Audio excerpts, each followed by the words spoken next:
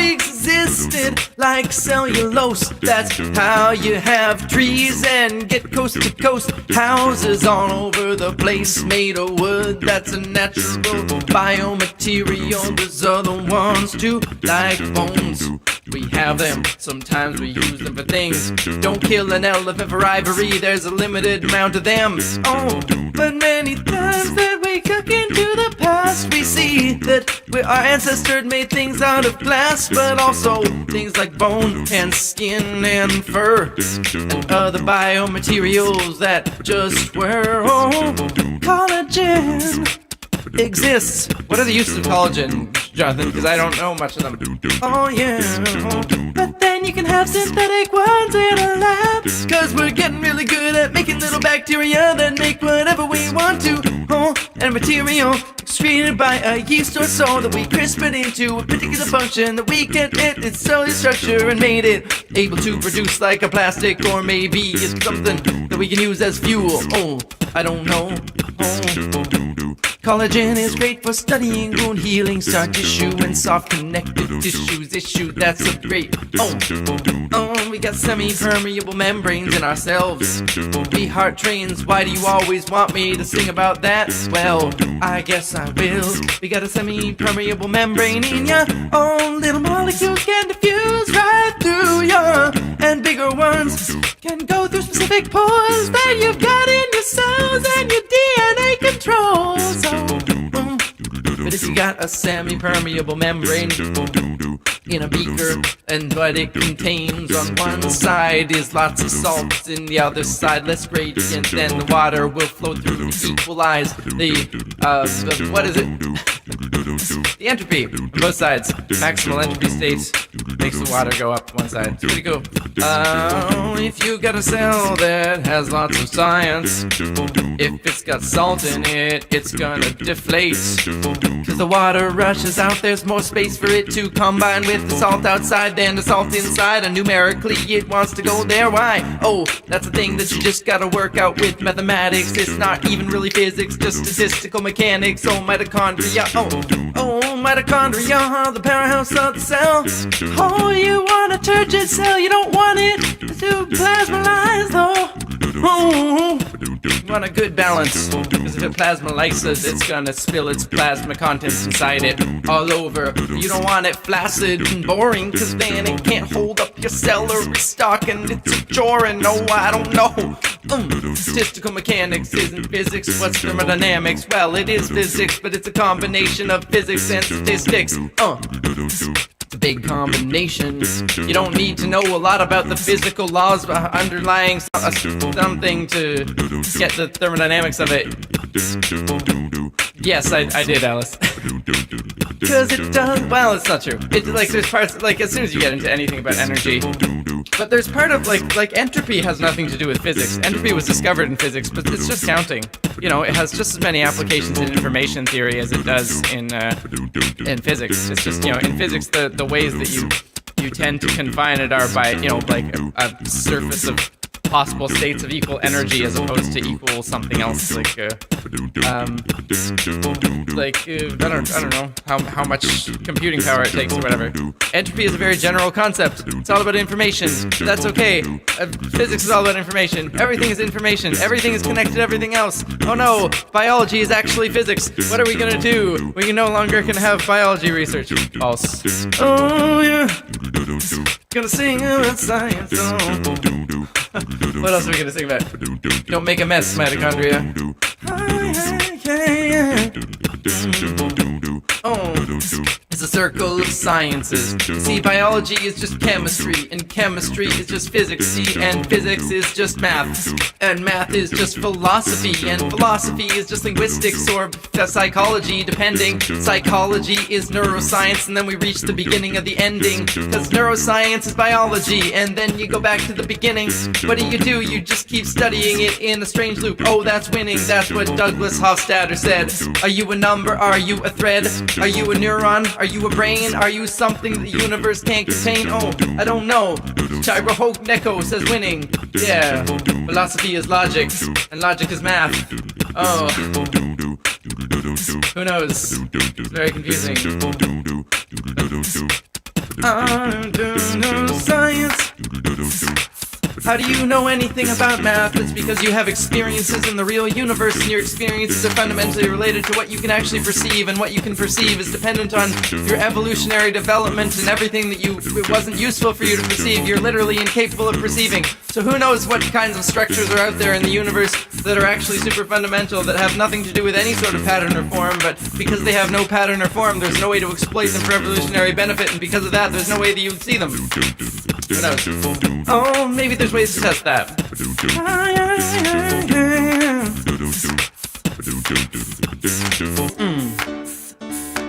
Vishal Khan says, sing about how unimaginably small the Planck length is.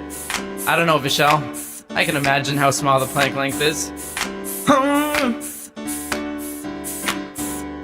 The Planck length is so small that you could fit 100,000 million billion of them in a small space. Oh, the Planck length is about, let's see.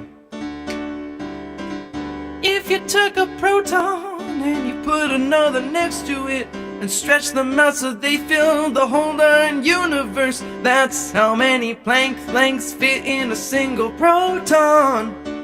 Oh yeah. That's how small it is it unimaginable, yes? Because protons are also unimaginably small, and yet, if you do some sort of a graphical zoom on your computer, you can get deeper into the Mandelbrot set than a Planck length pretty easily. Oh, and you can visualize that. So is it really that hard? If you can go from one scale to another, you can visualize something 10 times smaller than the thing you're currently visualizing, and then reparameterize your vision so that that's now the same size as before. Your mind is very able to go at any length scale at once. The question of what happens when you're down at that scale, and whether space still exists, and at that point whether it's possible to visualize it, that's a different question. Oh yeah. I don't know. Am I being real? Am I being clever? Or am I just being hashtag deep? You know? Don't take anything I say as the truth. I'm an artist. Artists don't know what they're talking about. We're gonna sing about science. We're gonna sing about science. We're gonna sing about science. We're gonna sing about science. Yeah. Sing about science. We're gonna sing about science. We're gonna sing about science. We're gonna sing about science. Working in progress says, have you spoken with Erica from Gutless Gibbon? I have not. I don't know who that is. You wanna hook me up? Gutless Gibbon is an intriguing name. You should hook me up with that. Sounds good.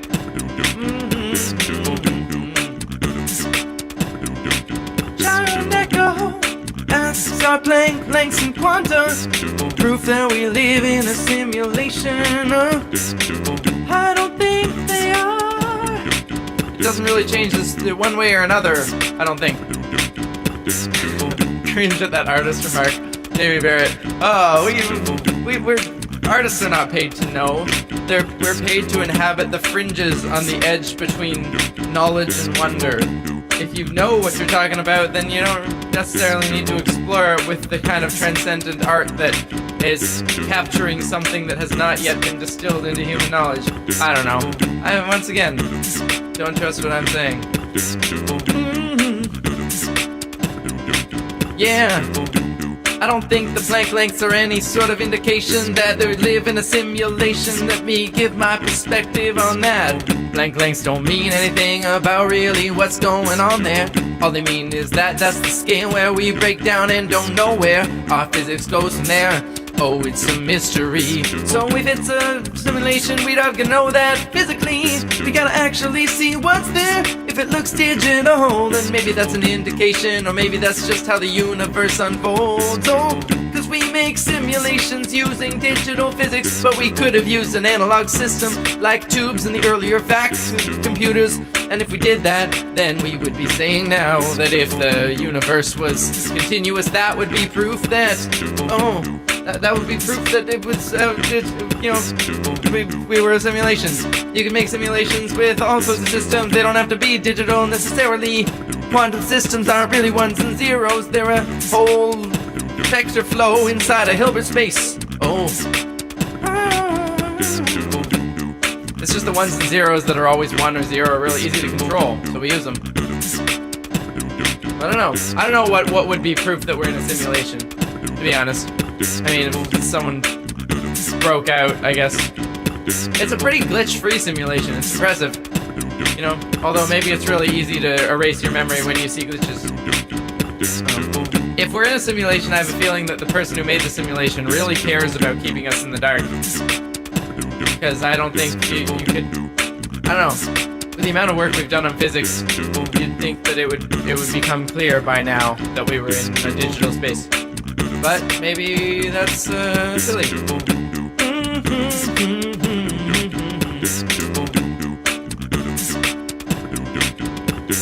Range between knowledge and wonder. I want to live there. Me too, Sarah Elder. That's what I'm trying to do all the time, and that's maybe I get bored sometimes with what I'm doing at any given moment, and I keep on exploring and going away from what I'm doing and what's successful, because I get feeling like I'm not restful. I gotta go further and make something new and discover something I haven't seen before that I don't know how to compute. Oh, routines are not my strong suit. We're gonna sing about science. We're gonna sing about science. We're gonna sing about science. We're gonna sing about science. We're gonna sing about science. We're gonna sing about science. We're gonna sing about science. We're gonna sing about science. We're gonna sing about.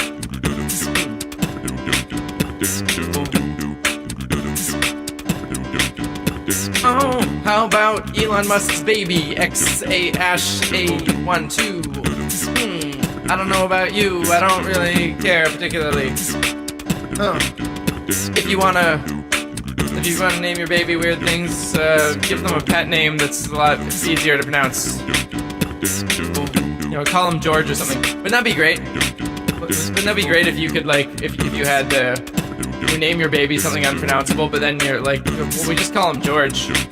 And, you know, it's not really that difficult. Maybe I'll do that. Sounds like an interesting idea. The Big Bang!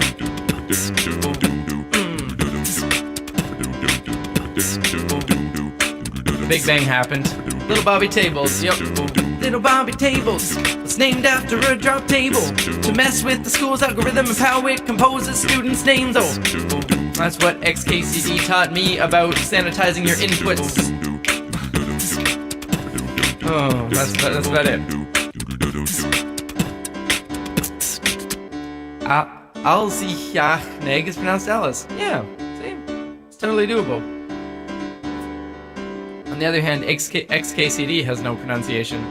We should call it George. From now on, I will refer to XKCD as George. I'm gonna sing about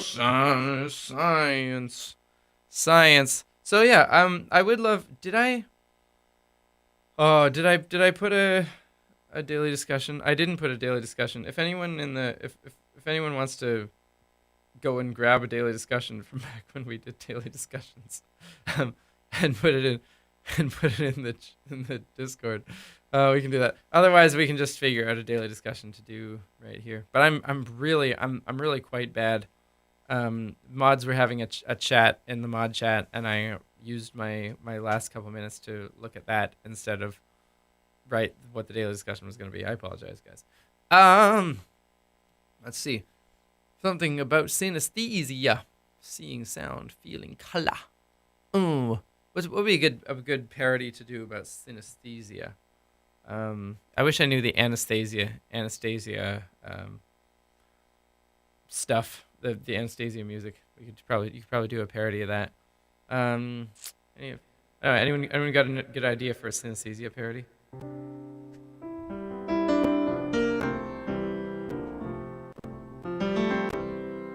Oh, listen to that pop. Why are we popping? So? Maybe I've got the latency set too low. Set it on medium. Problem with setting it on medium is that then there's weird things happening. Weird things happen with my looper if I set the latency too high. I don't know. There's something weird going on with my computer lately. I don't like it. Oh.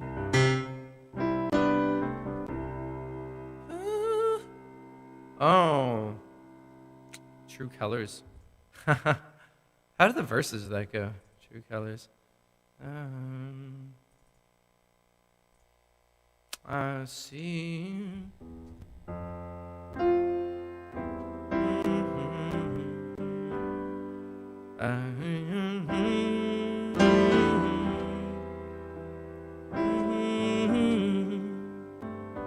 There are no true colors.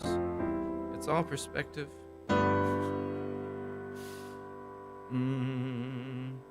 Cause some people view colors when they taste a clementine. So don't be afraid to see fuchsia when you do mathematics or view a polygon. It's beautiful. Synesthesia. Synesthesia. Oh. Seriously, how did the verses to that song go? I don't remember. We could do it. We could substitute for another song that has those chords.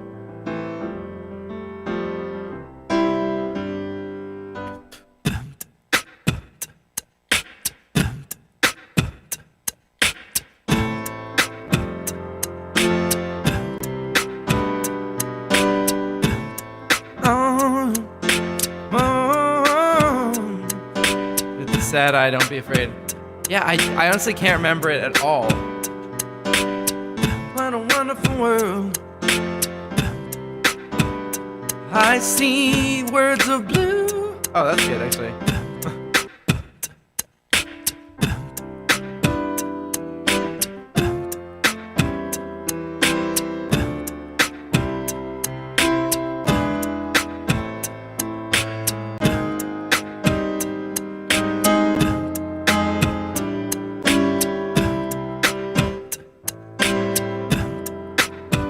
I see words of blue and numbers of white, the orange emotions and the what do I got? The orange emotions and the tasty lights, and I think to myself, what a synesthetic world. I hear babies cry, but I taste them too. Not in a cannibalistic way. I thought you knew that I see a baby and I smell perfume.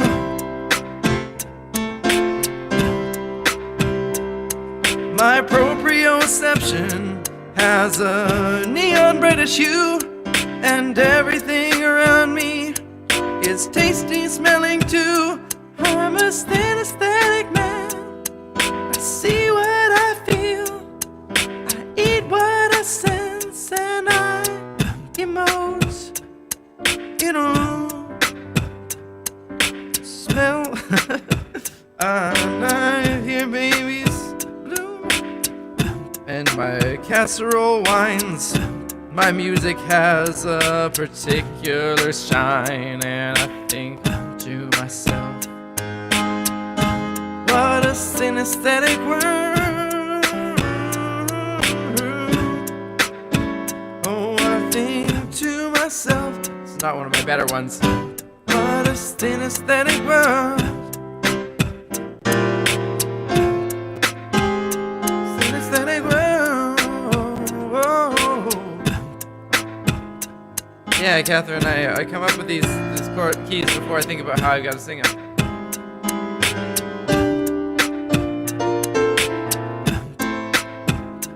See your true colors shine through. I see your true colors. That's why I taste you. So don't be afraid to feel that smell, that musical colors and aesthetic numbers are beautiful.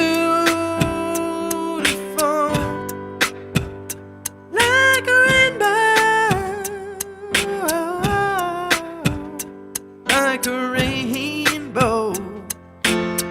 Hey.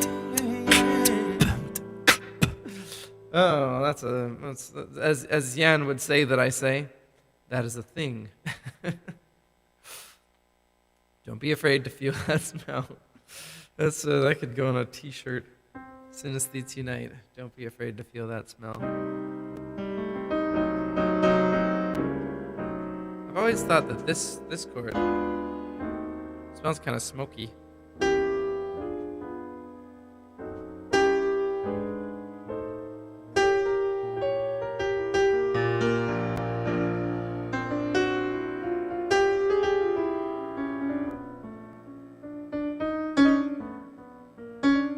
Jamie Barrett says aesthetic numbers. Zach says that the daily discussion is up. Thanks, Zach. I really appreciate it. Zach says, what was the best compliment you ever received, and why was it so memorable? Alternatively, what was the most eye-opening or life-changing comments / pieces of advice you've ever received? That's good. It's a nice positive discussion for today.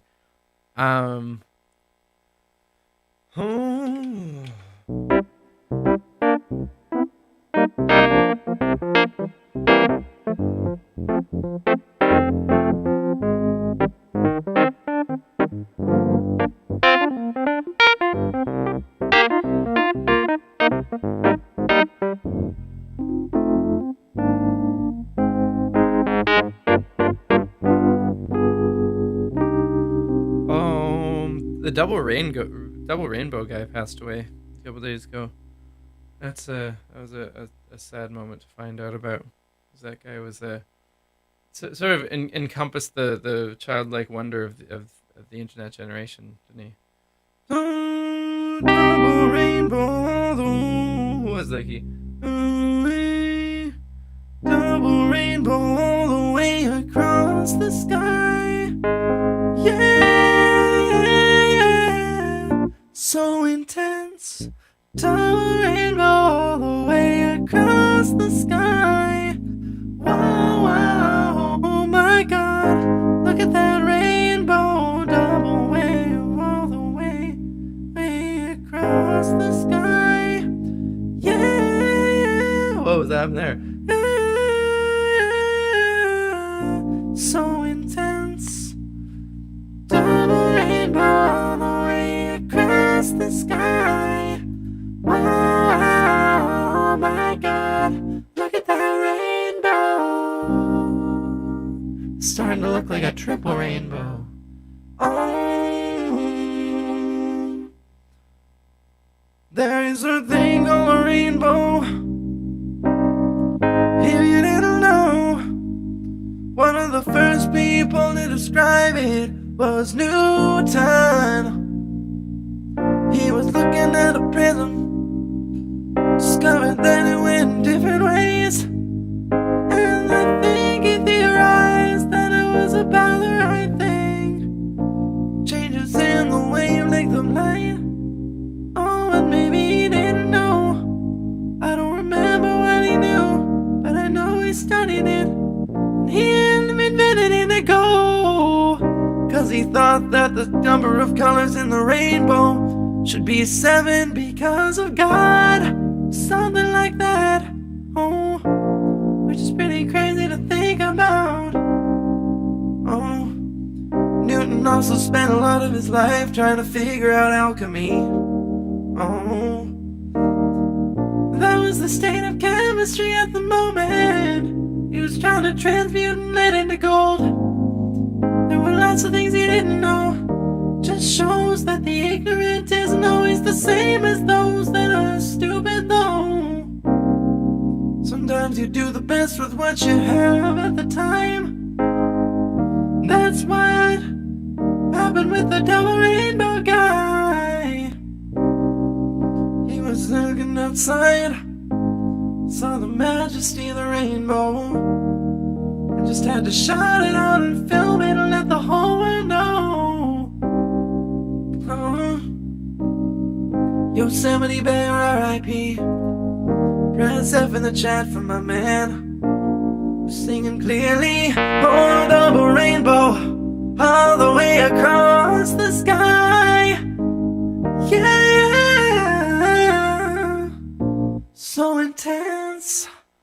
double rainbow all the way across the sky. Wow, wow, my God, look at that rainbow.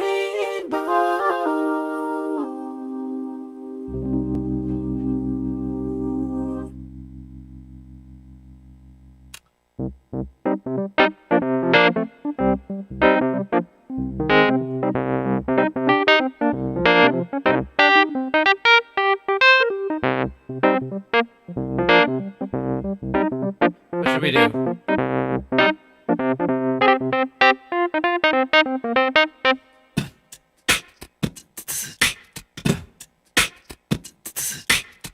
Let's do an acapella science song, but in a groovy sort of style.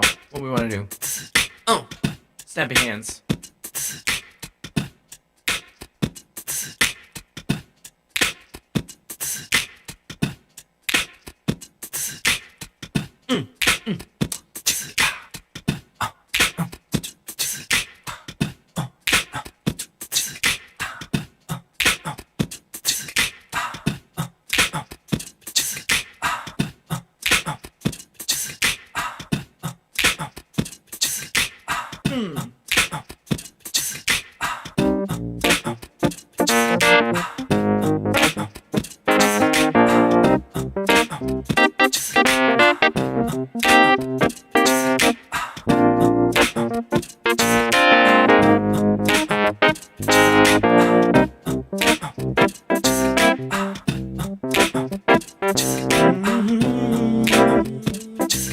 Oh, that would be difficult.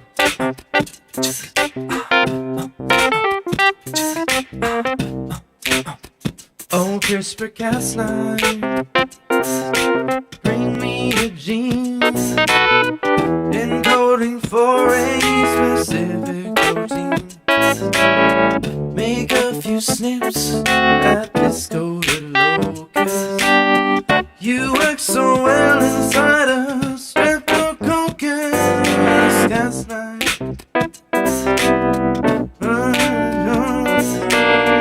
Use it to target infections of all. Immunize like a vaccine.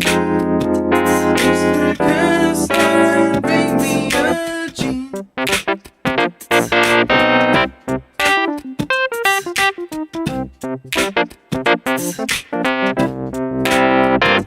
CRISPR-Cas9, bring me a gene. It's a miracle, like that one Nazarene, giving the lame their legs, and the blind their sight is.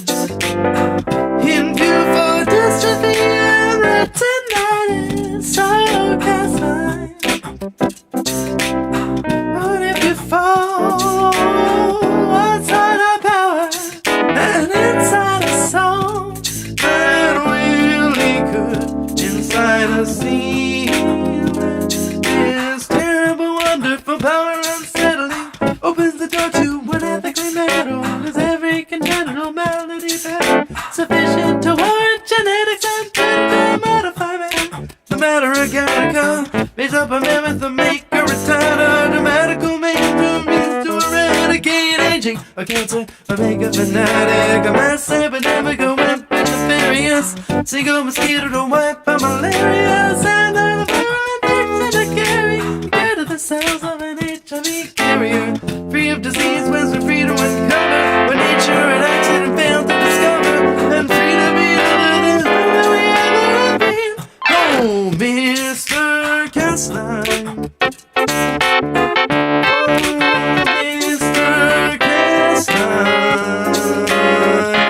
Oh, Mr. Cas9, bring me a gene. You understrive nucleoprotein. You have the power to vanquish your saviors. Who would have thought that the microbe that gave us Cas9, Espiogenes, source of strep, flesh-eating disease.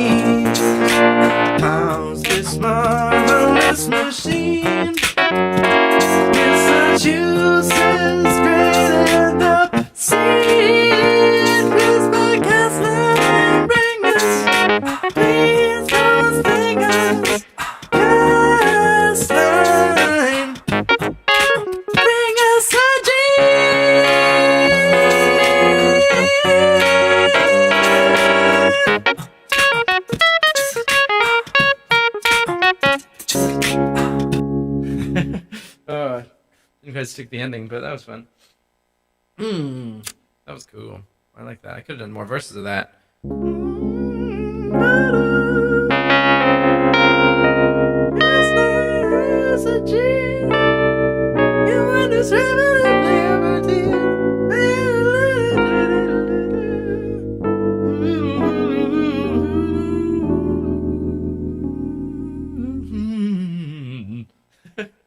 Oh, weird. Fourth towers. Fourth towers are weird. Okay. What we want to do next. Would you ever go to the Barbershop Harmony Society International Championships? Yeah, if I got a ticket. That would be awesome. I wouldn't I mean I wouldn't go to perform because I'm not good enough. I did do the terrible, wonderful, power unsettling part. That was like the main part that I did, Gumbledolf. I didn't do like 3 other verses, but I did that part. Yeah. I'm feeling this. I'm feeling this lo-fi vibe.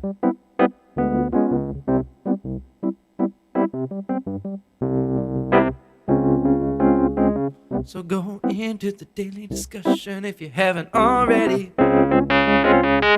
It's in the Discord, there are many people there already.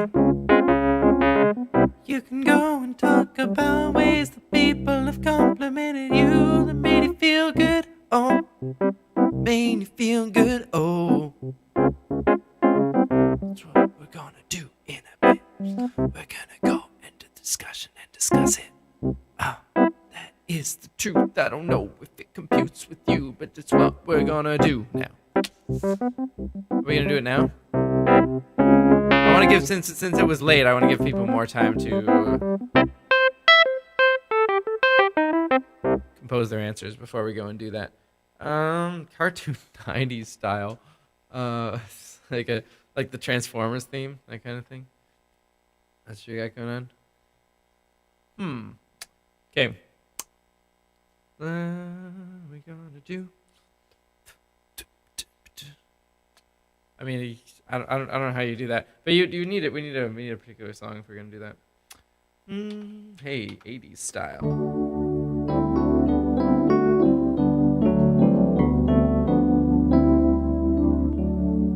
Have you considered re-recording your jingle like the science? That thing? I've thought about it, but I don't know. So far I haven't. Maybe if I do the rebrand and then I get like with this. Oh, by the way, people tell me what you think of this. There's is it too busy? Like I've got another version where this still has the notes coming out of the top, but it's harder to fit in a square, like a triangle thing. The capella's got some like weird hidden things in the negative space. Like there's a note in the C, and there's also a little flask in one of the A's, but it's really hard to see at this scale.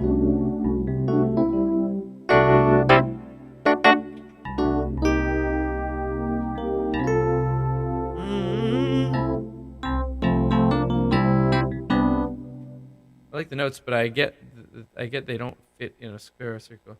Yeah, like there's another version where they're kind of coming out the top. I'll probably still use in some places, but I like having like a little icon that I can just put in the corner of things. And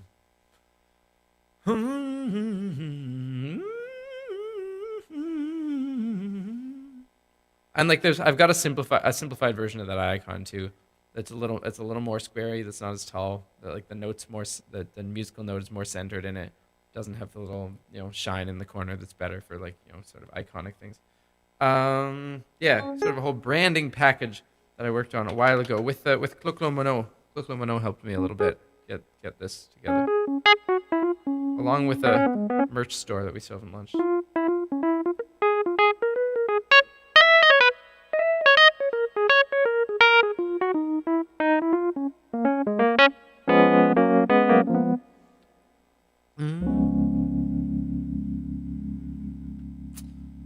Bill Wirtz collab when Bill Wirtz when I finally meet Bill Wirtz, I would love to.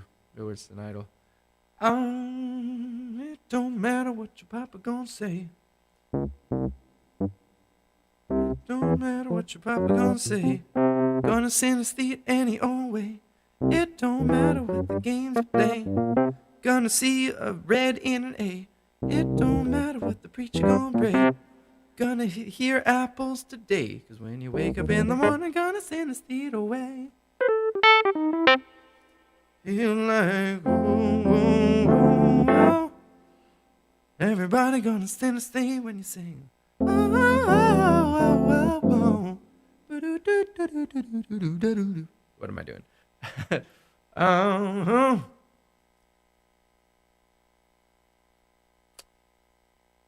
Earnestly sung nonsense. Good.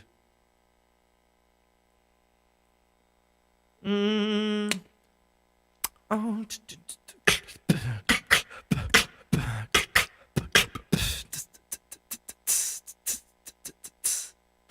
Krebs Cycle in the style of Bicycle by Queen. Let's give it a try. Krebs Cycle, Krebs Cycle, Krebs Cycle. I want to run my Krebs Cycle, Krebs Cycle, Krebs Cycle. My cells all run the Krebs cycle. The cells all make glucose. The cells all run the Krebs cycle. The cells give me ATP when I need it most. I don't know. I don't remember anything about the Krebs cycle. What are the different compounds of it? That's not a bad idea, Sean Allen. I'm gonna consider that. Do you mind? I might have to send you a contract or something to sign away the rights to that idea if I wanted to do it. But yeah. You say pie, I say ruvate.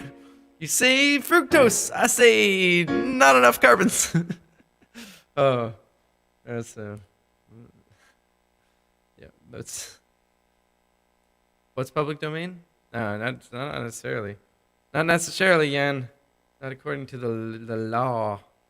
The law. I don't know. What are the steps in the Krebs cycle? There was definitely pyruvate. There was like some sort of fructose thing.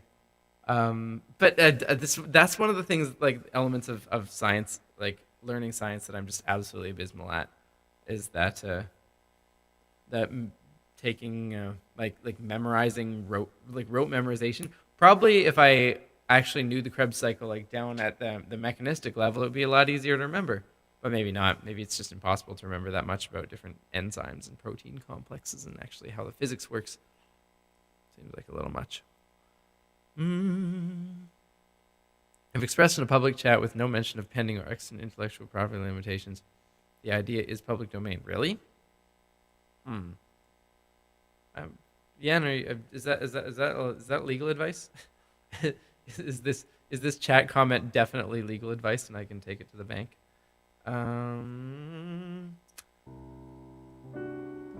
Eruchu Axolotl says, do you have any advice or things to defend Earth from interstellar asteroids? I've been concerned lately because they can travel a lunar distance in just an hour and might be hard to detect with their speed. Yeah, I mean, Uruk, it's one of those things that we're definitely not prepared for.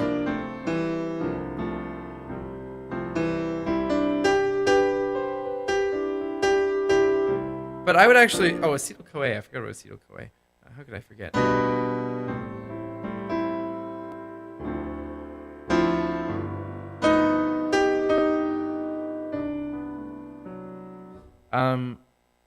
Do I have advice on how to protect us from interstellar asteroids? Not really. I mean, we're looking for them. I would say that it's like...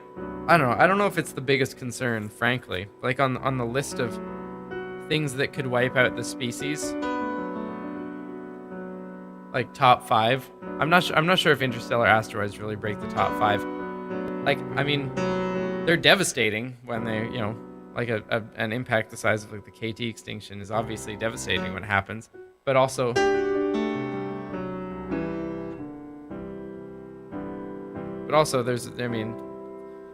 their frequency is something on the order of 1 every 50 million years, right?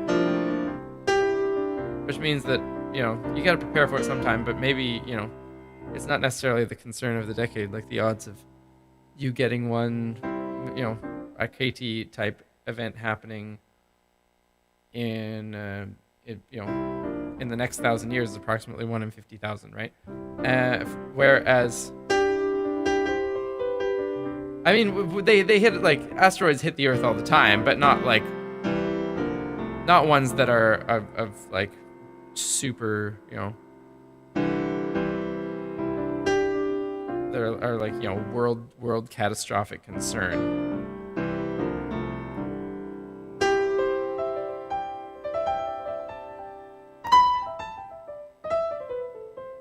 Like, be more concerned about malaria than about asteroids at the current point.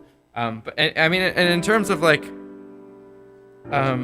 threats to our species, I mean, I would put number 1 probably nuclear war, nuclear arms.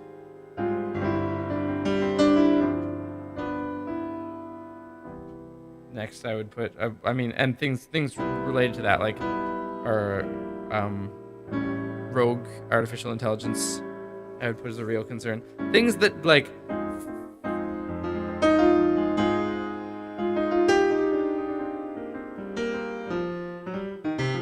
yeah, I think Chiro and Echo's kind of got it.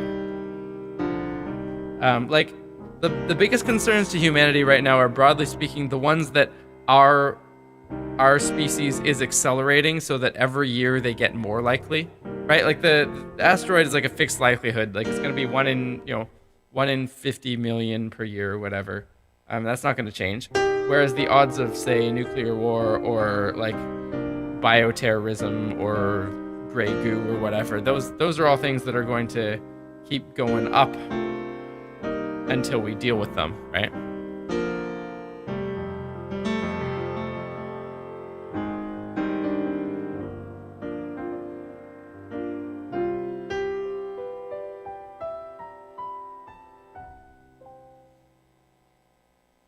I don't know, that would be my response to that. Anyways, thanks for the question.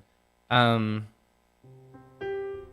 I mean, there was the one in, was it over Russia or over Ukraine? That comet that hit, not the one in late 1900s, but since we don't understand how neural networks reach decisions, they surely do artificial intuition. Or maybe we should just recognize that our intuition is a form of intelligence, even if it isn't conscious. Oh yeah. I mean, I guess technically that meteor was over a bunch of different places because it was over the whole planet at some point.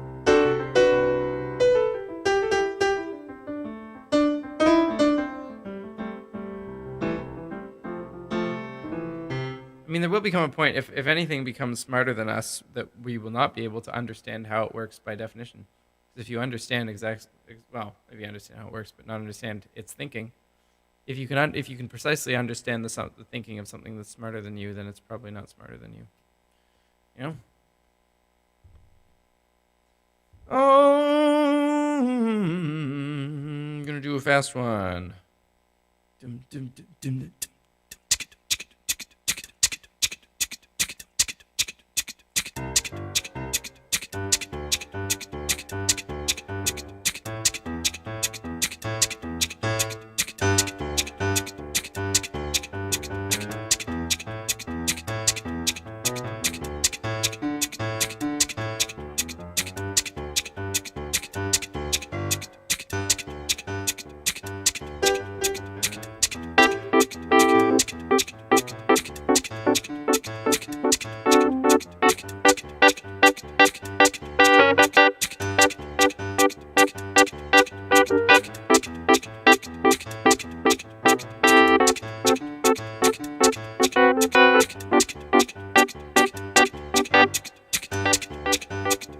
Not any good.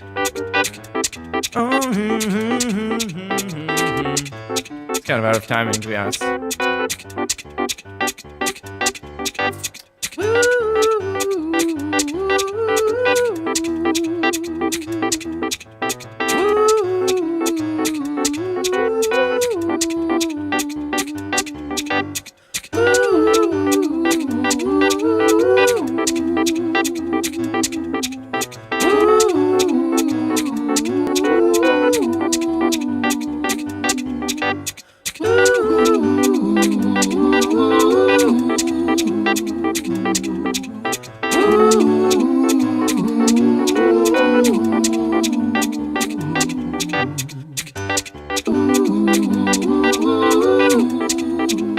is weird.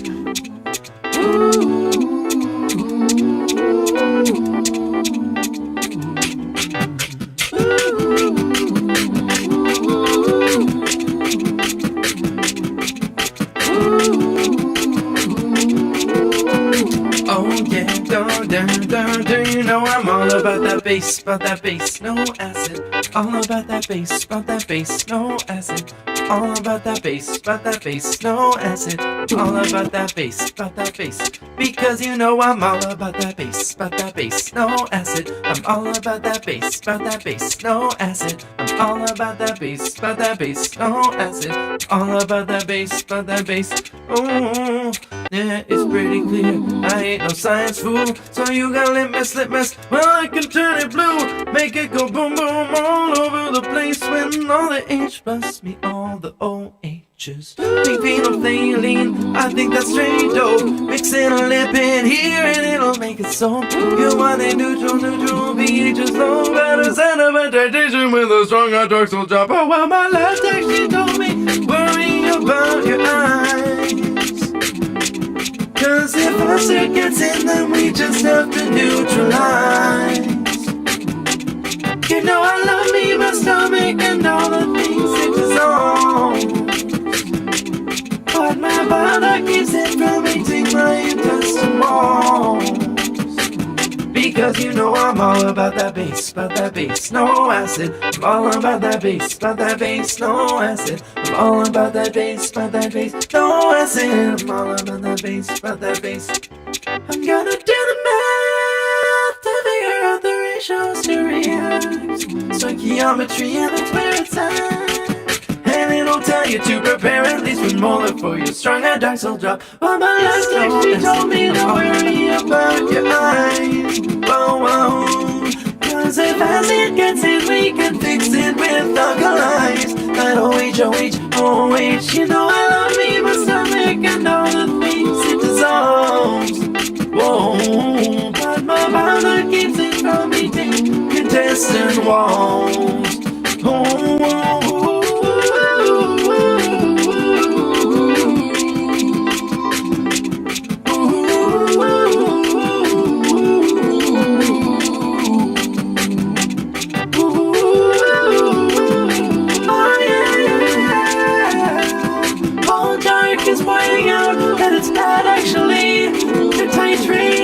Neutrality in your eyes. Ignore a laboratory procedure. You'll blow your face off.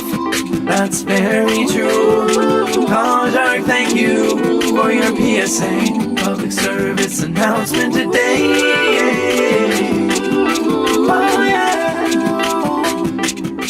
Don't put vinegar in your eyes or baking soda either, unless you want to go blind or something worse. I don't know either what it could be.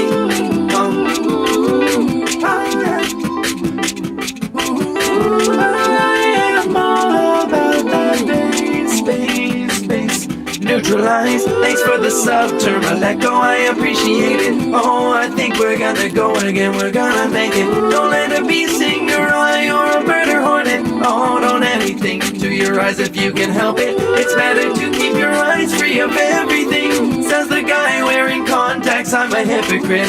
That's okay, I guess. I like being a hypocrite. Oh, hi. Okay. So I guess putting antimatter in your eyes is okay. Yes. Yeah. Just put antimatter in your eyes, guys. You heard it here first. If you want to know how to solve all of your problems, just put antimatter in your eyes. What could go wrong? Guys, I think maybe I'm poorly set up to be a public figure, because I have to say that my joy at false facts and misleading the public on silly things is quite high, and I'm not sure what to do with that. So yes, put antimatter in your eyes and tell your local government that they're keeping the secrets of eternal contact lens energy at bay. Hashtag 5G, etc. I like being a hypocrite. That needs to be a shirt. A lot of things need to be shirts that won't be shirts. Where can you? I'm sorry. It's just like sometimes I like to watch nerds squirm, and I apologize. Don't tell. There's not actually, you can't actually get internal energy out of antimatter. It's impossible. You can't even make antimatter in great quantities. It's really hard to store. Trust your, well, I don't know if you should trust your government. Trust your scientists if you look at them and they've got pretty good peer review. Sometimes a hypocrite is a person in the process of changing. Sometimes it's just Tim being Tim, I guess. I mean, Tim is in the process of changing, so, you know. I mean, take that for what you will. I mean, you stop changing, you die. So, I mean, I've never put antimatter in my eyes, so technically I haven't run the experiment. Let's go to the daily discussion. I'm gonna hear about this one.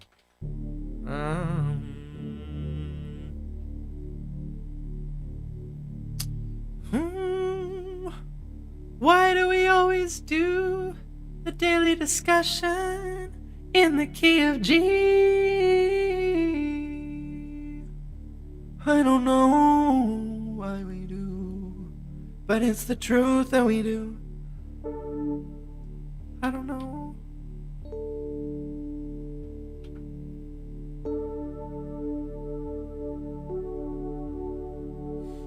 Hey.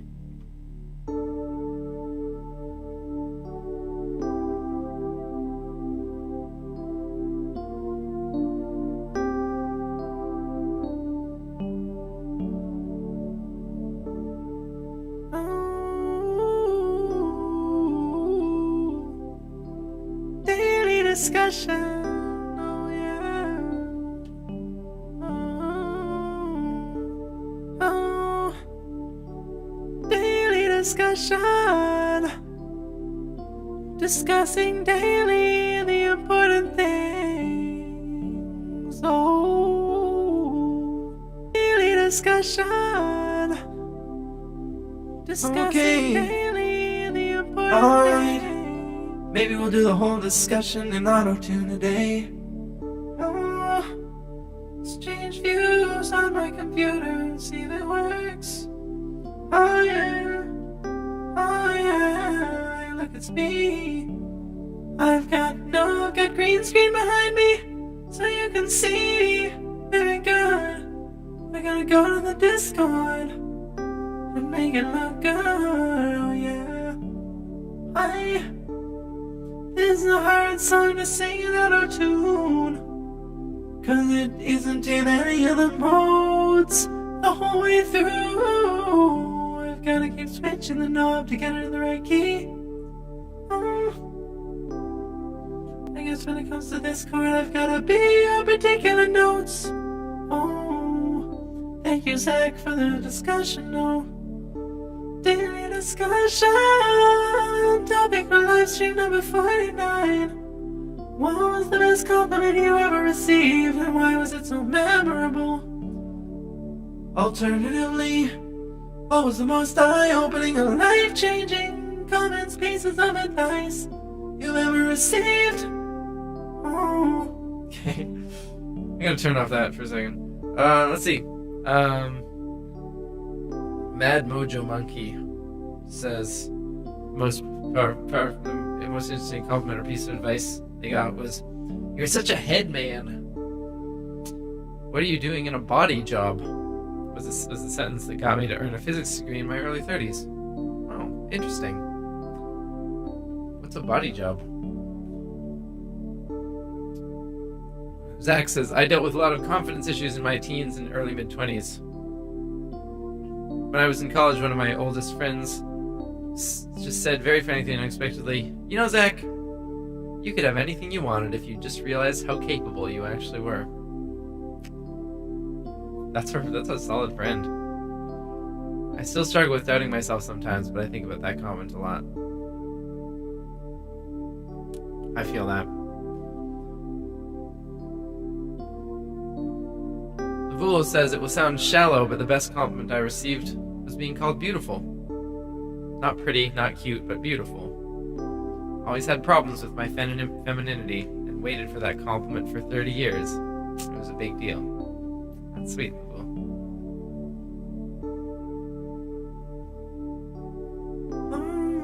Sean, Sean, you're Mad Mojo Monkey. Okay.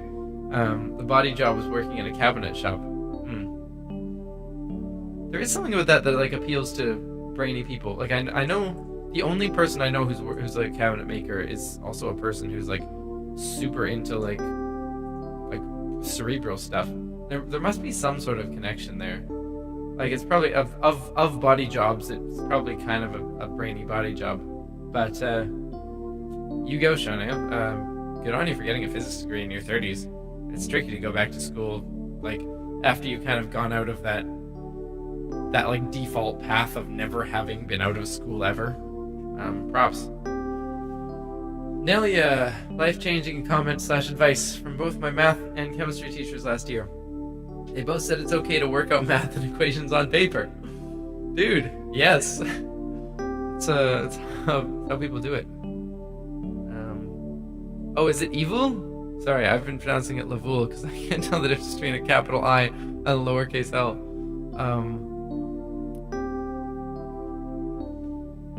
They both said it's okay to work out math and equations on paper. I have issues with my working memory, and until that point I thought I couldn't do chem or math because I was stupid. That advice gave me a way to get around my issues and gave me the confidence to not only do very well in math and chem, but it's leading me to my dream career. That's awesome, Nelia. Yeah, there's like I don't have a great working memory either. Like in terms of mental math, you know, I guess I'm like middle of the pack. But you know, this is why we invented a writing, so we can do things more complicated than the like maximum seven things that we can hold in our brain at any one time. I'm really glad someone gave you that advice. Atre, the greatest compliment I've ever received was from my therapist, who told me on the very first session when we talked about how my life in general and what I was trying to do with it. She said, "I can see you've already done so much hard work, and I am proud of you." It touched me deeply and stays with me because until then, I felt like I was swimming in the sea of my own incompetence. I was trying to somehow cope, but she showed me that all the little deeds I did for myself and for my life were in fact building up. That day, she helped me piece together what all I have already done to get my life together. She helped me realize that, in fact, I was actually coping well.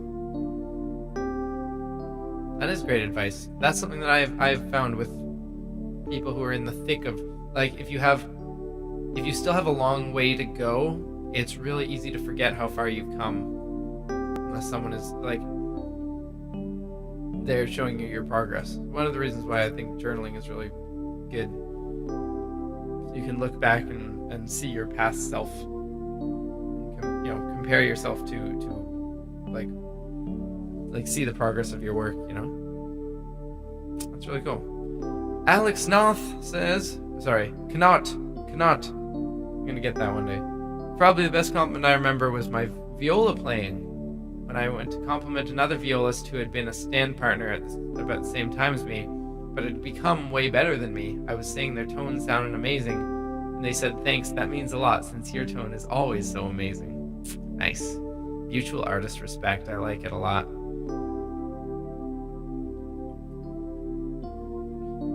Mamguzian says, "You could do that." It had never occurred to me that at 41 I could study for a degree. The whole course of my life changed. I'd left school after A-levels, traveled, and started a family. But I got a degree which incorporated aspects of my many interests and curiosity, which I had never connected. Psychology and speech pathology. Sweet. I'm Guzian. It's the same. My sister is in those same two fields, and it's fascinating. Get a lot of her interesting tidbits off of that. Yeah, it's like it's feeling very Sartrean, like the infinite possibilities that are in front of you at every moment that somehow we fail to take notice of, and until someone from the outside like points them out explicitly, like, hey, you don't have to be this thing. There's 400 other things that you could be. And it's like, yeah, it's hard. It's not intuitively, we're not intuitively wired like that to realize what else we could be. It's cool that person was there for you. Hey, Bowser Pan, a friend once sent me a private message about how much he appreciated me. It was really sweet. Cool. Ann Smith says, I remember in high school when I learned that girls are born with all the eggs they will ever have. And maybe become aware of what I was willing to eat or expose myself to, knowing it might affect my future babies. Interesting. Yeah, that's not so much a compliment. I guess that's more under like the advice column. That's true. The crazy thing about that is that you as an egg were in already present when your mother was a fetus.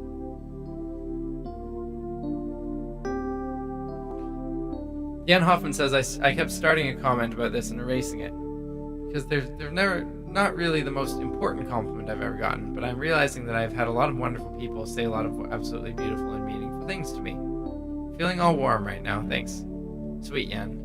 It's just going down memory lane with a nice prod from the discussion. Sweet. Alice says, is responding to Zach, says, that's totally me right now. Yeah, I go to a top university, and I am working on an applied physics PhD, but I still truly believe I'm no one. Anyway, piece of advice or compliment? I don't know. So many people have changed my life in so many different ways. I don't think I can pick one. My favorite prof from my previous institution told me, you're going to be a superstar. That's kind of cool. It's kind of cool. Derek of Veritasium has also changed my life in more ways than I can remember through his videos and Twitter email exchanges. It's cool to have someone who you admire, reach out to you and rely on you.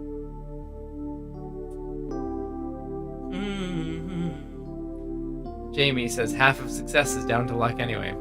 Yeah. It's putting yourself where luck can find you. It's a lot of it.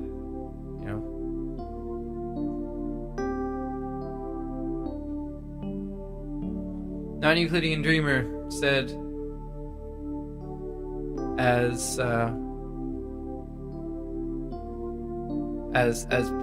a parents' evening, the parents of one of my pupils told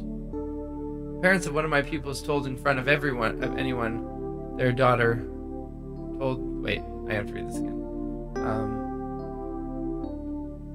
Putting yourself where luck can find you. Yeah, what is that? What you're asking, Zach? What do I mean by that? Well, like I'm sort of thinking of my own experience with like isolating myself, and then feeling like I like there's an element of like you have to be lucky, and you also have to do whatever you can to find opportunities to increase your luck, right? Like it's often not so much that you're like the best thing, but that like you're in a place where the random thing can strike you. So for example,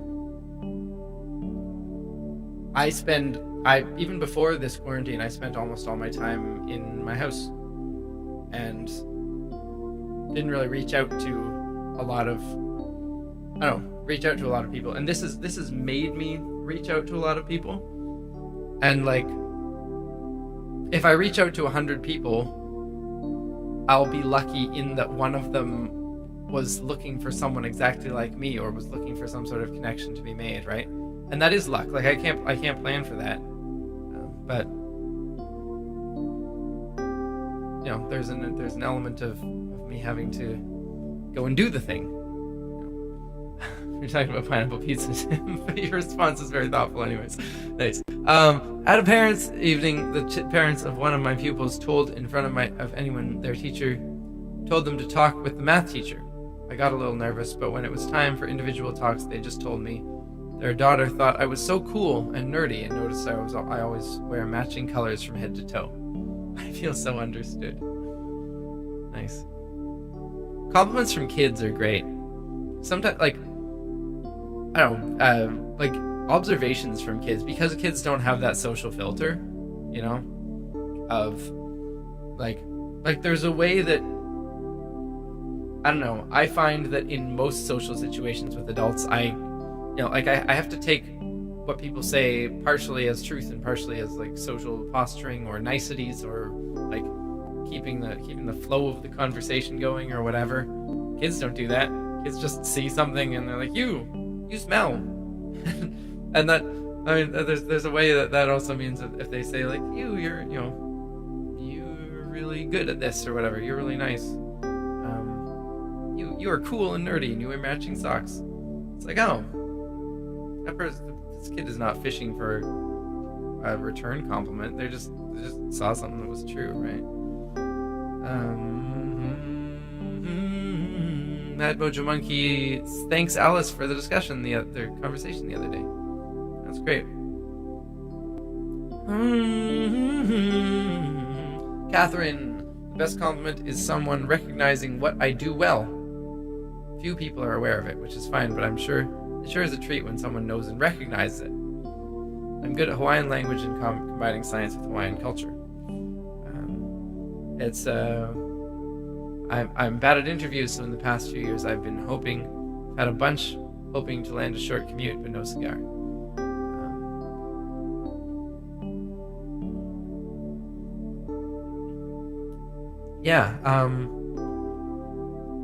It's good, to have things that you know you're good at. I don't know, it's good to have them acknowledged.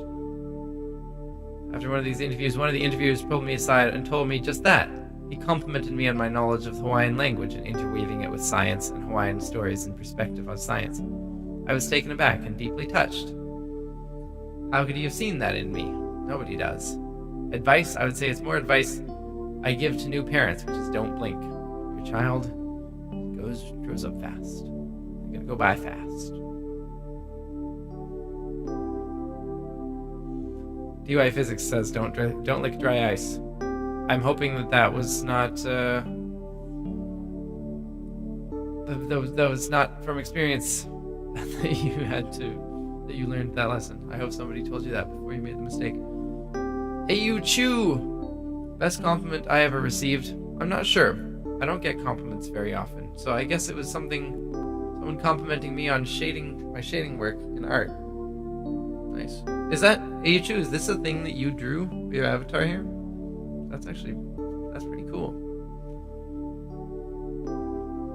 Did we already do the avatar thing? We did, right? We already did the avatar question.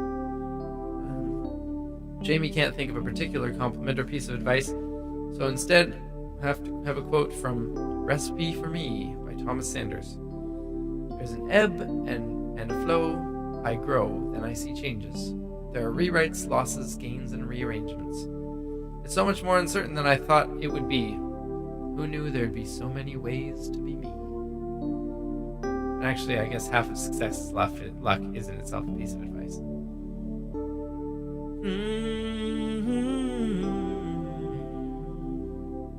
Yeah, the Avatar thing, like James Cameron one, Blue People.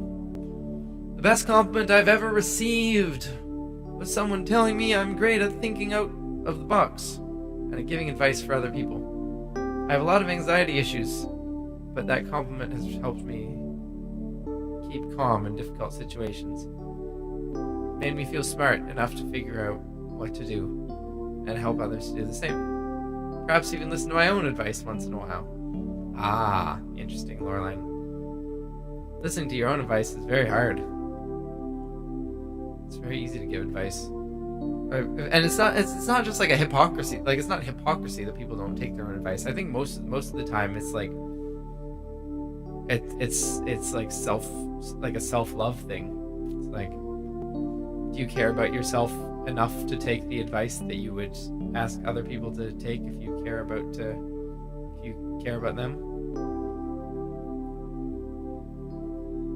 Trinity Logic. My long-term memory is almost as bad as my working memory, but the thing I value most is the positive remarks I get every time I do something new.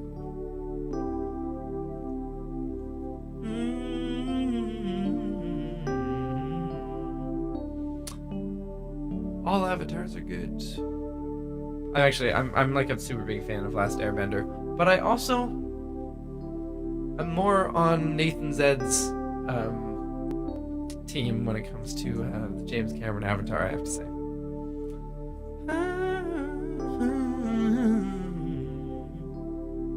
A Yu Chu. Oh, sorry, someone was drawing my character to test their skills. Oh, is this? I'm not sure what that means in terms of what this is, whether this is your drawing or someone else's drawing. Anne Smith is happy that someone helps her change her profile picture.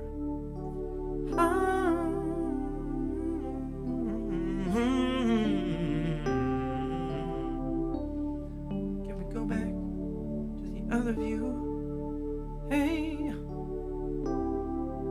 to the view where I had all this stuff in my voice. Oh yeah. Let's sing about.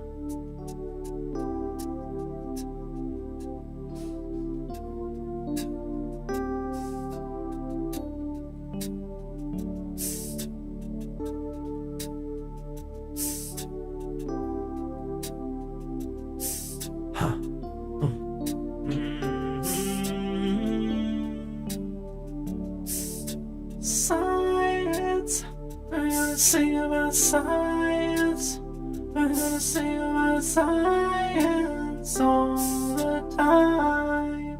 Oh yeah, science. We're gonna sing about science. We're gonna sing about science all the time. Oh yeah, science. We're gonna sing about science. We're gonna sing about science all the time.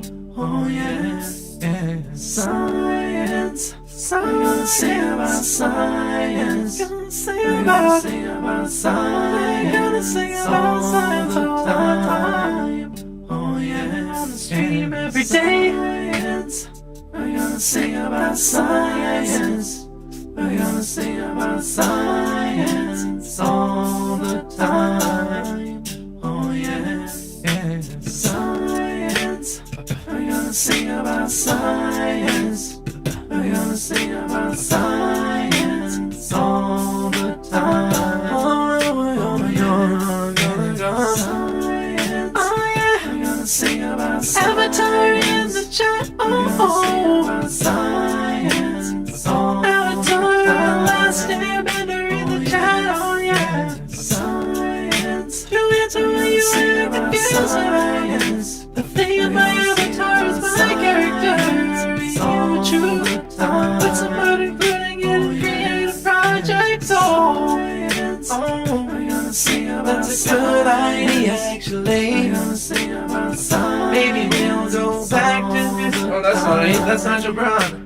That's not what we want. Oh, we wanna go here, sing about science, and get to the daily. Sing about science. Let's look at what creative decision projects people got right now. Okay, oh yeah, oh we're gonna go to most recent, yeah. Oh what? Hey, you choose. Oh, check it out. Oh, you choose. This is your drawing. Oh, but you knew that it's good. Oh, that's sweet. It's like the swirl. Is it like a star? I would guess this is a star forming, but I'm not entirely sure. But I love like the dust, like the dust effects here. Is this that one? That one I don't know what that is. I presume that's some sort of cartoon character that you're going for. Oh, black hole. Okay. Yeah, similar, like accretion disk process. Like probably the formations of stars and the accretions of black holes look very similar.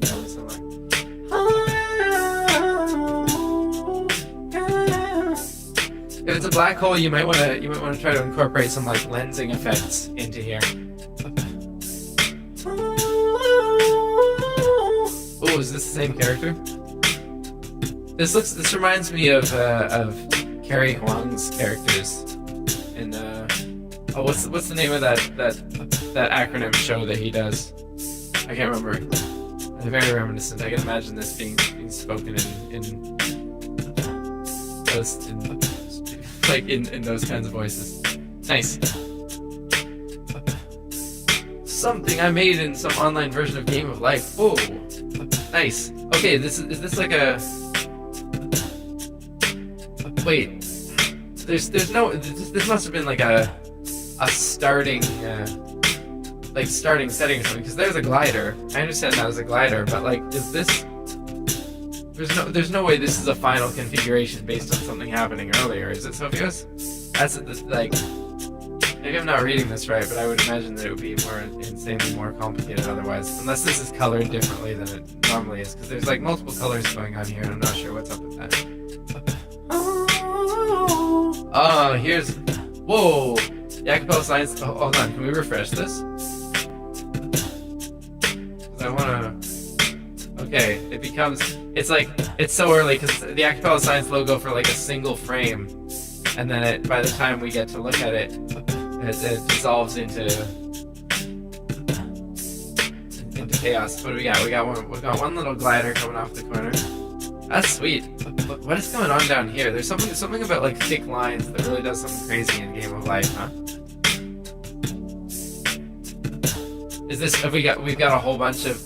Oh, we're on a Game of Life kick, are we? Let's see what we got in the cellular automaton here. Whoa. This is not Game of Life. This is something else, right? What rules going on here? Two alive or two dead. Not sure how to read that. I guess it means that if you have two alive neighbors or two dead neighbors, you go. Man, look at that. This is very reminiscent. It's very reminiscent of the I don't know, chaos of like the early. It looks a lot like quantum fluctuations. This thing makes you wonder about what's going on in the bottom. Nathan, did I miss your daily discussion? I saw you typing, but you kept not repeating it. I figured I'd go see it later. But let's go read Nathan's answer. Nathan Rada says, the best compliment I have ever received was the day I got my JEE Advanced. It's the exam I got into the IIT's results.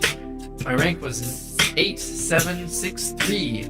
May not sound great, but around 9 lakh people had taken this exam. Teachers who insulted me for being a guy with an average intelligence apologized and bought me an iPad. That's awesome.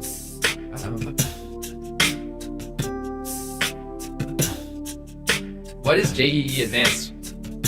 Get into IITs. Indian Institutes of Technology, is that what that stands for? Sweet. Let's go back to... Oh, have I lost it? Oh, right, because where's creative projects? Now that we've got this organized, I can't remember where to go. Joint entrance exam. Okay, sweet.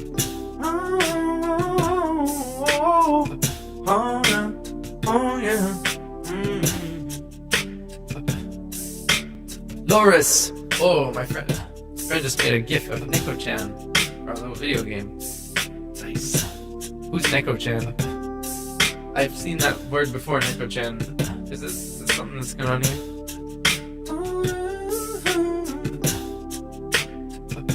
Oh yeah, lack is 100,000, right? What? How much is Craw? Is Craw 10,000?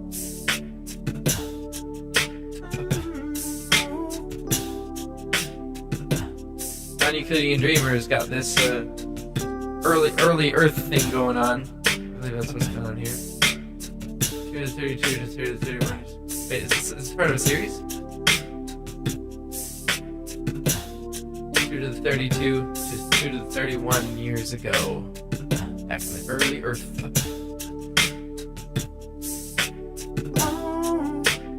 Oh, a crore is 100 lakhs. Okay. Equinox made sketch of Michael Jackson. When did you make this in, Equinox?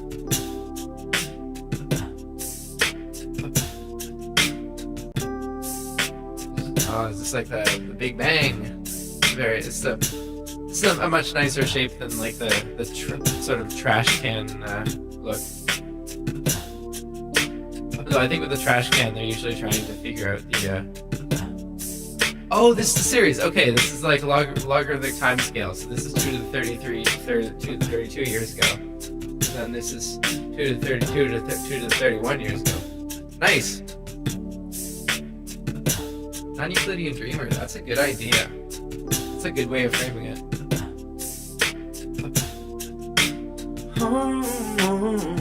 Where's Zapdos? Whoa! Alice made an intense origami. That's sick. That's really cool. Oh man, how many pieces of paper is that? This is the type of things I'm in awe of because I do not have the dexterity or the patience to do these kinds of things. That's really cool. But you're right, it does look like Zapdos, doesn't it? Hey, it's Sophios. You gave me you made a GIF of Jam and Tim. Dude, that's awesome. A thing. The beard has been more out of control now, and also the glasses. I'm sorry that you drew this right before I broke the glasses that make it me. Get them back. Oh, here's the first part of the series. That's the beginning. So this is you get the 2 to the 34 and 2 to the 33, and then you added the second part. Wait, so does the whole thing like run together? Oh, I get it. Okay. So it's gonna be like a huge wall mural. Nice. Only 30 parts to go. That's so cool. Equinox, Moses from Jurassic World. Is this like Equinox? Did you draw this? Man. How do I join the Drawfree Discord? I don't know. It's the wrong place to ask. I don't know what Drawfree is. Oh, here's people talking about Drawfree. Oh, okay. So I don't know. Is this like an app?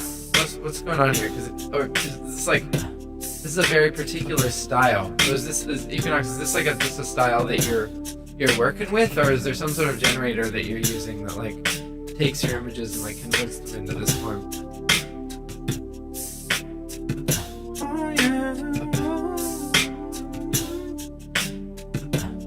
Here is this is the Atre's Mermaid series. Atre's been doing various sorts of gendered mermaids. This is a demi-gender mermaid. It's very fish. I like it. There's a lot more fin going on in this mermaid than people usually ascribe to fish. That people usually ascribe to mermaids. Usually people are just like, oh, we're gonna have one tail. This is like a crazy coral fish type thing. Ooh, non-Euclidean got the. I don't know what that is. Maybe we'll save further up. Oh yeah, this with a sweet sketch. Okay, is this you? Is this like a self-portrait?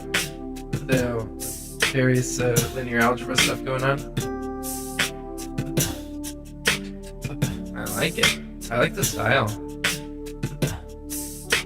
It's very like I don't know. It's not cartoon. It's like more modern. It is cartoon, but it's like modern internet cartoon. A friend of mine did it. Nice. Oh, sweet. Okay, this is like the three of you.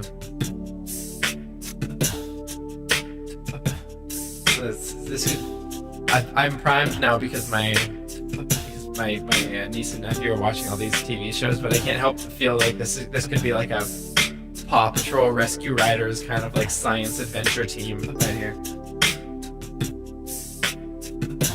Get yourself a rockin' intro sequence. What is this? A.E. Bowser. I've been doing Minecraft for the past month. Okay. You say it's long. Oh, it's 43 minutes long. We're not gonna be able to watch this whole thing, I suppose. But what we can do is like skip around. So let's see. Got these arrows. Maybe you could try to explain what's going on here, A.E. Bowser. because I don't know what I'm looking at. Really, is there like a big reveal at the end? Or are you just like making a whole castle?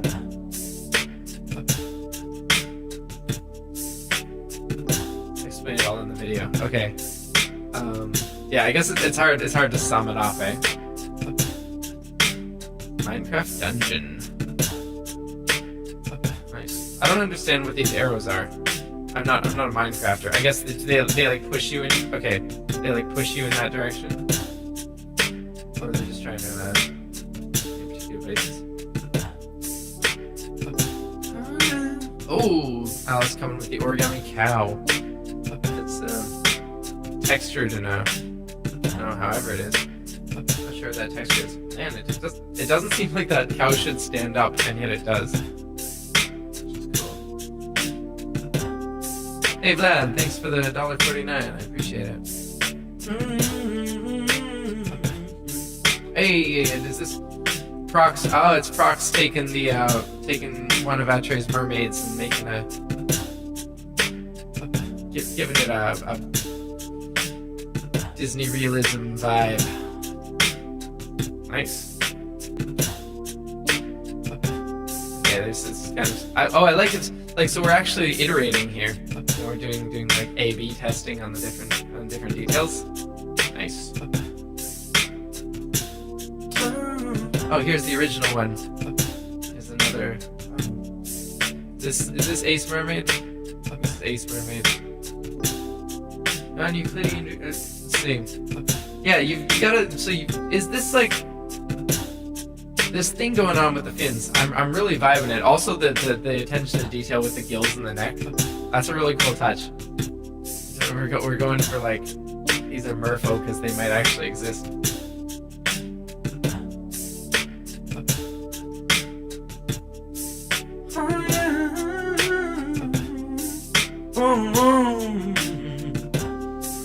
Non-Euclidean dream with the dots. I don't know what this is. Alright, another merfolk in the merfolk series. Merfolk Hiccup. HTDYD. I don't know what that acronym means. But, nice. We Heart Trains has a channel trailer now. Let's do it.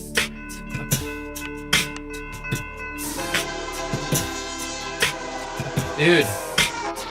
Trains. We do in fact art them.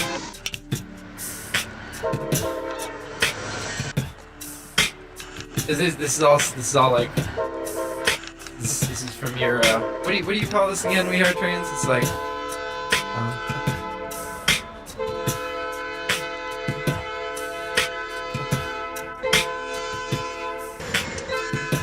nice. I like it. Rail fanning. That's the term. Is it because you're a fan of the railway system? You call it rail fanning? Nice.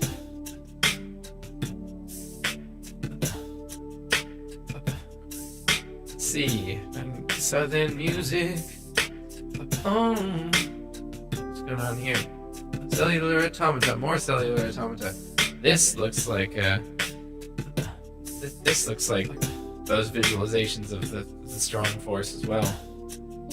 Oh yeah. Oh.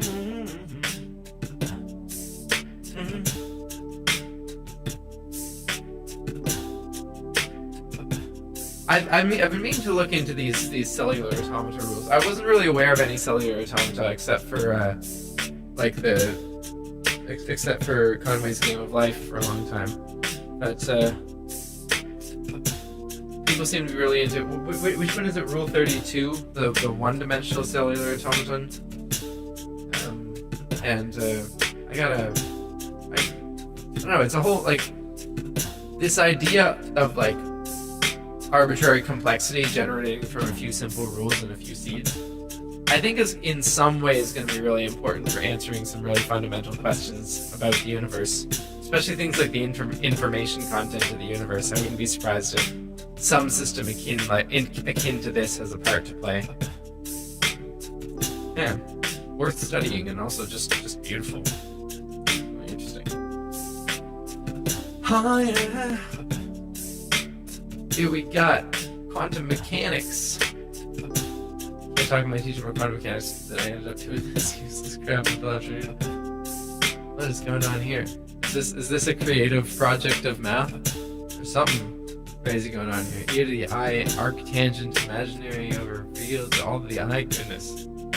This is like, I don't know. I hope that's a creative project, because if you've got to deal with that seems like a mess. No, main Spider-Man. Can't.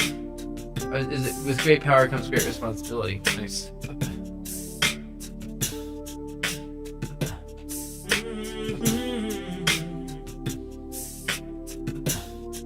So then, music has a Muse score.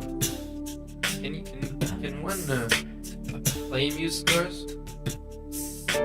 Oh, I actually can. So then, music. Do you mind if I play your thing? I don't wanna. Like, I guess if you put it publicly. Hang on. Here's the last creative project we're gonna do. We're gonna listen to South End Music's Muse score song. So we can see. So what do you have to say about this South End Music? A while ago, I tried to write a song based on the last Narnia book. Cool. Okay, let me see. Yeah, I don't know. I can't read music, but it looks like I mean, I can read music a little bit, but not like that. I can actually look at this and tell what it's gonna be. So let's give this a listen. Called Further Out, Further In. Inspired by The Last Battle, which is one of the best Narnia books, I have to say. Arranged for oboe and piano.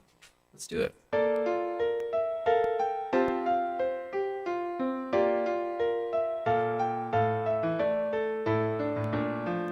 right.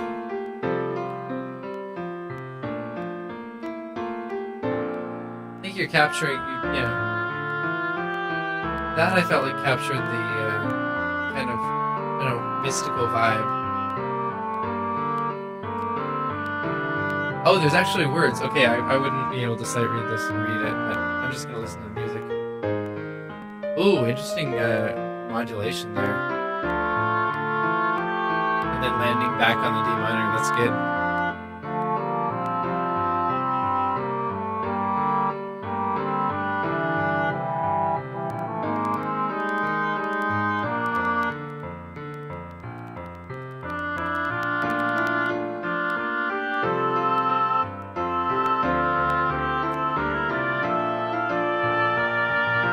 That was interesting.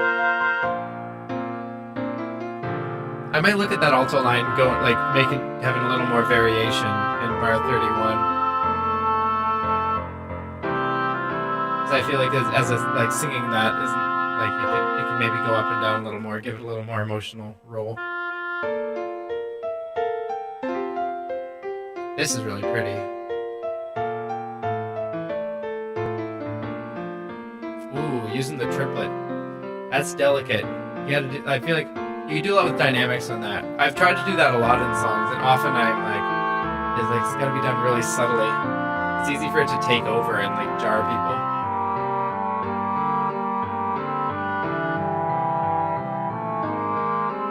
That change, I love that change. It's so like out of nowhere, but like it feels like it works.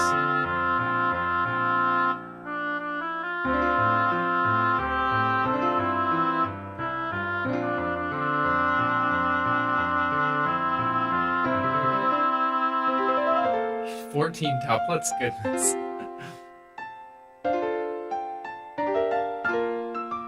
Ooh, I like that voicing there. Well done. That was really cool. I like that a lot. South End Music. Post Morbius stuff. I don't know if you have. I haven't seen all of it. We'll have to go. We're running out of time today.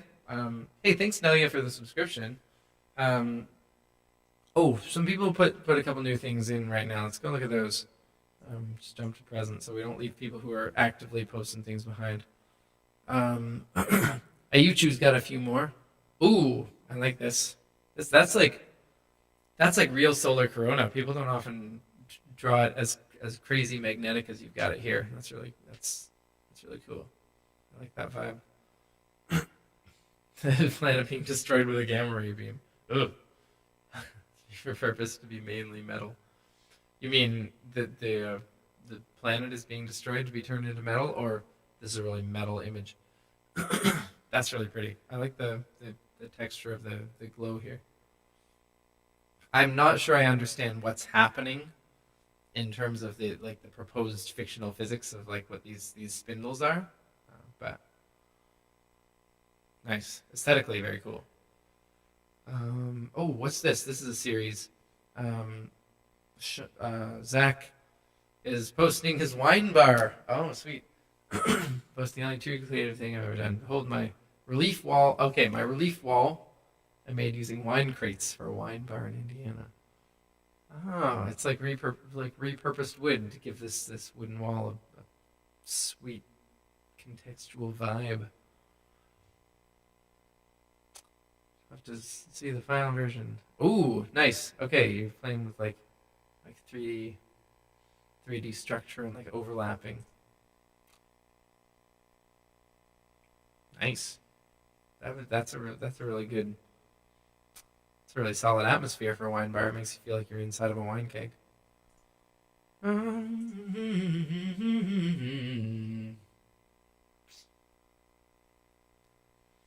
Alrighty, guys. Let's go back and end this stream. We're gonna do singing, even though we already sang a lot of singing. Thank you for posting your stuff in the creative projects. We'll go back further in the past and look at some others, and we'll also try to, I don't know, next time go for it. But I like that. Let's do more of that. Actually looking at what y'all are doing instead of always focusing on what I'm doing. Let us do some. Stop. I want to put that there. I gotta have you guys separated from behind me, otherwise it looks weird. Otherwise you're beside me and you look scary. Over my shoulder. We're gonna sing about.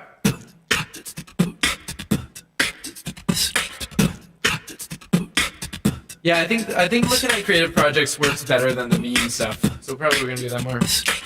I don't know, maybe we'll get Redder working eventually. Maybe not. Oh!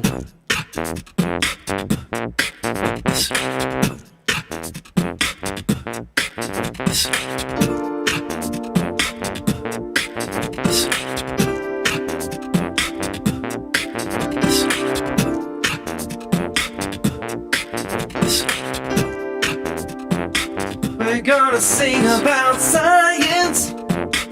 We're gonna sing about science. Yeah, we're gonna sing about science. We're gonna sing about science. Yeah, we're gonna sing about science. We're gonna sing about science. Yeah, we're gonna sing about science. We're gonna sing about science. There's something going on with my sound program. Oh, there's something going on with my sound program today, where when I do the loops it kind of offsets them a little way. That's not great, I gotta fix that for next time. This setup is always confusing, there's a lot to find, but I always miss something or other. Well, I guess it's a learning experience for all of us. So, what are we gonna sing about? Tell me. Creative project says Jan Hoffman better than me. Baker Rocket says do a meta song. Isn't that what this is? I'm singing about how I'm singing about science. We're gonna sing. How do you sing? How do you sing about science anyway? You gotta have lots of science here in your brain. You gotta be able to in your cochlea tell if you're on pitch, cause the pitch is going there and they circle round. A Fourier transform inside ya. It's certain neurons with the hair cell fibers. They go into your brain, getting processed with your memories of other music that you heard past. Oh, and then You gotta make the connections, some sort of neural network forming structures for you to mention. Oh, take words and take concepts and take melodies all together and spit them out into your mouth and larynx. Oh yeah. Science behind the Leidenfrost effect is true. Official Johann, oh, I do agree with you. The Leidenfrost effect is when you have something so hot that a drop evaporates immediately in contacting it. Doesn't have to be hot, it just to be hotter than the other thing.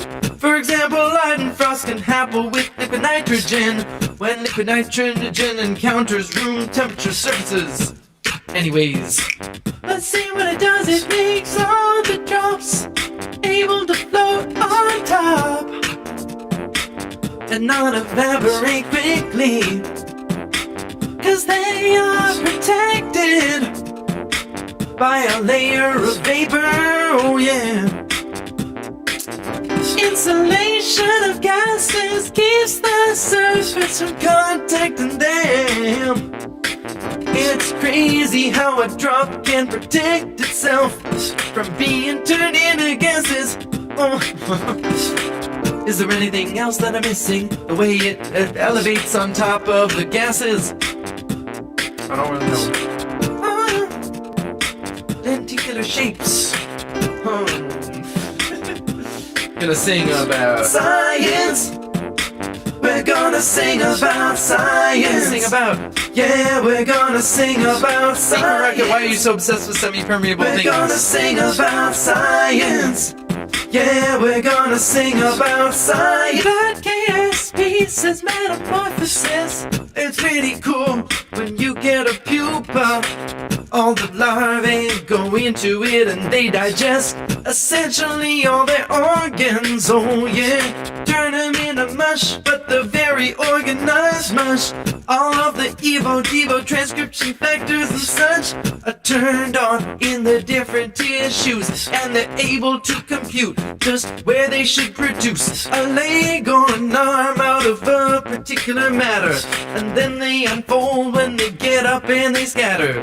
Oh, with wings flying out in the sun and the legs and proboscis, they're having lots of fun. If you wanna metamorphosize, well you can't, 'cause you're a human being. But if you were a butterfly, you would need to, clearly. Crazy how there are things like those roundworms. What are they called? Velvet worms. They're like larvae, except they never actually turn into insects. It's one of those examples of development where, like, you know how we look like fish? Well, like, butterflies look just like velvet worms when they're, before they're butterflies, but the velvet worms stayed at that level of development forever. That's what it was. And then, like, insects turned this whole, like, they added this whole other layer of development on top of it, but like, kept the original. I don't know, it's cool. We gotta sing about buses. Nithin Raj is branching out, singing about buses and cars and bicycles. Oh yeah, transportation of all kinds. We were happy with any at all. Oh yeah. It's crazy to me that wheels never were developed in some places. I guess if you don't have a cart, a horse to draw your cart, it never occurs to you to have a cart anyway. Oh, and wheels are also hard to evolve. We don't have them in biology, except for like bacterial flagella. There's not really a stepping stone to make them well in a human being, turning your feet into wheels. How does that happen? I don't feel that there's really a linear way to get from one to other. Evolution is contingent on there being a structure, a place in the space of possibilities that you can go simply from one to the other. Oh yeah, the axle is the hardest part, yeah. Although you do have a ball and socket joint, oh, you can imagine that maybe eventually you're separated off entirely your legs, see. But then how would you get blood through it? Wouldn't really work. Probably works better when you can use diffusion gradients of a surrounding medium to power it, like you do with the bacterial flagellum. Yeah. So if you ever saw a bird with a wheel, maybe you would disprove evolution. But if you did, I would feel that actually we just discovered something new. We'd have to look into it. Oh, eyes can evolve, but maybe wheels can't. Ish. We're gonna sing about science. Okay, Yeah, we got we're gonna overtime sing today. about I've been excited science. about my new tools, and that's why I think science rules. Science. We're gonna be back tomorrow. Yeah, we're gonna sing about. Tell me who you are in the chat, so I can show you how. Once again, there's unfortunately no Twitch production stream today because I set up the green screen behind me, but I had a whole bunch of technical problems trying to figure out how to film, and I think I got to do some more work on it. And it's not really something I can stream because I'm gonna be running in and out of this room, getting different equipments and trying various things. So once again, no production stream today. Hopefully, I'll have the stuff filmed by the end of today, and we can do it tomorrow. We'll have to see. It took me longer than I wanted to, and also, to be honest, for part of it, instead of doing filming, I was setting up these graphics. Once I got the green screen behind me, I was like, ooh, what can I do with the green screen? I could do this. That would be sweet. That would make this look better. So I spent my time doing that. One step at a time, guys. Anyways, we got Jessic. Okay, we go from the top. We got Vlad, KSP, Ann Smith, Catherine Rosedow, Alice, Jan Hoffman, We Heart Trains, Jonathan Haywood, Bowser AA, Chino Hoshi, Jessic, Del Wardra, Philippa Beckman, Zach S, We Heart Trains, Atomic J, Peak for Rocket OK, Melissa Gavin, Mr. Raj says bye, Vishal Chauhan, Sonrail Ale all the time, Valmar Burning Hansen, Daniela Guerrero, P.E.O. Bjorkman, oh, John White, the Mamgoosian, Allison Walker, in my hand we got Peter Noddle, Raphael Valavanis, ooh, Andy Pitch, Chino Hoshi, Gumbledolf, Catherine, over on Twitch we got Nelia, we got Alice, we got Iruk, I need to find a better way to pronounce you, Irukia. This is not doable. If I was looking at this and I'm like, hey, It's